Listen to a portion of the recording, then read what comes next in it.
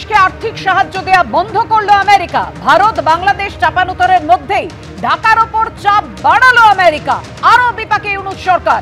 বাংলাদেশের সমস্ত প্রজেক্টে টাকা দিয়ে সাহায্য বন্ধ করে দিল ট্রাম্প সরকার।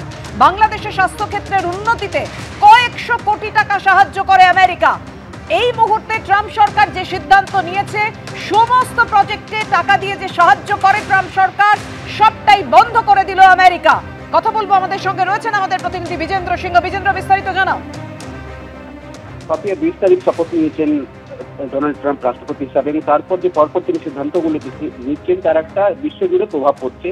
তার মধ্যে একটা সিদ্ধান্ত তার হয়েছে কি, বাংলাদেশে যে ইউএসএড এর টাকা খরচ হয় সেটা ইমিডিয়েটলি যে নোটিশ এসছে ট্রাম্প সরকারের তরফ থেকে, সেটাতে বলা হয়েছে এই মুহূর্তে যত প্রজেক্ট চলছে বাংলাদেশে ইউএসএড এর মদদে সেসব ইমিডিয়েটলি বন্ধ করতে হবে, এবং যে টেন্ডার দেওয়া হচ্ছিল সেটাকে ওইখানে হল্ট করে দেওয়া হবে। কোনো প্রজেক্ট যেন এগিয়ে নিয়ে না যাওয়া হয়, এবং এটা বন্ধ করে দেওয়া হচ্ছে সেটা জানাতে হবে, এটাও ট্রাম্প সরকার ঘোষণা করেছে। এবং তার সঙ্গে সঙ্গে এটা মনে রাখতে হবে কি, কোটি কোটি টাকা, মিলিয়নস অফ ডলার্স আমেরিকা খরচা করে বাংলাদেশে, বিশেষ করে পাবলিক হেলথের জন্য, ক্লাইমেট চেঞ্জ, পরিবেশের জন্য, শিক্ষার জন্য। সেখানে রোহিঙ্গিয়ারা রয়েছেন 10 লাখ থেকে বেশি, তাদেরকে কিভাবে সেখানে রাখা হবে সেটার জন্য সাহায্য আমেরিকা থেকে আসে। প্রচুর কোটি কোটি টাকা সেখান থেকে আমেরিকা দেয় তাদেরকে।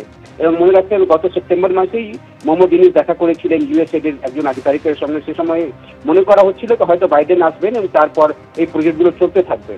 ইলেকশন চলাকালীন আমরা দেখেছিলাম ট্রাম্প যখন সংখ্যালঘুদের উপর হামলা হচ্ছিল বাংলাদেশে, তখন টুইট করেছিলেন, তিনি বলেছিলেন, নিন্দা করেছিলেন যেভাবে হিন্দু এবং খ্রিস্টানদের উপর হামলা হচ্ছিল বাংলাদেশে। এবং তারপর থেকে মনে করা হচ্ছিল যে যখন ট্রাম্প সরকার আসবে তখন হয়তো কিছু কড়া পদক্ষেপ নেওয়া হতে পারে, বিশেষ করে যেখানে তার বাংলাদেশের উপর প্রভাব পড়বে। আজকে যে সিদ্ধান্ত নিয়েছে আমেরিকান সরকার, সেখানে স্পষ্টই বলা হয়েছে যে ইউএসএড নিয়ে যে প্রজেক্টগুলো চলছে বাংলাদেশে সেটাকে ইমিডিয়েটলি হল্ট করতে হবে।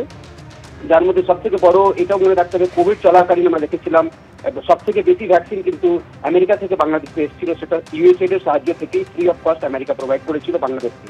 এখন ক্লাইমেট চেঞ্জ বা এনভায়রনমেন্ট প্রোটেক্ট করার জন্য অনেক টাকা খরচা হয়। সেখানে বায়োডাইভার্সিটির জন্য যে কাজগুলো হচ্ছে সেটা আমেরিকা সেখানে দেখে। সেখানকার কৃষকদেরকে জন্য, যারা মার্জিনাল কৃষক বা গরিব রয়েছেন তাদের কিভাবে উন্নতি হয় সেটাতে কয়েকটা প্রজেক্ট কাজ করছে বাংলাদেশে।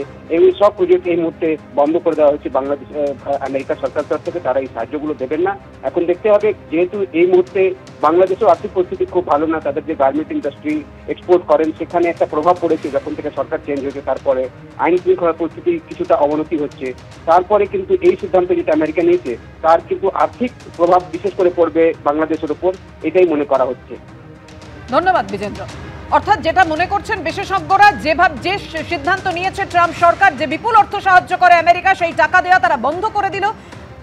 কতটা চাপ বাড়লো ঢাকার ওপর, প্রত্যেকে তাই নিয়ে প্রশ্ন তুলেছেন। এইটাই হয়তো ঢাকার ওপর চাপ যেভাবে বাড়ছে, সেটা ট্রাম্প সরকার এই অর্থ সাহায্য বন্ধ করে দিয়ে অন্তর্বর্তীকালীন ইউনূস সরকারের ওপর চাপ আরো বাড়ালো।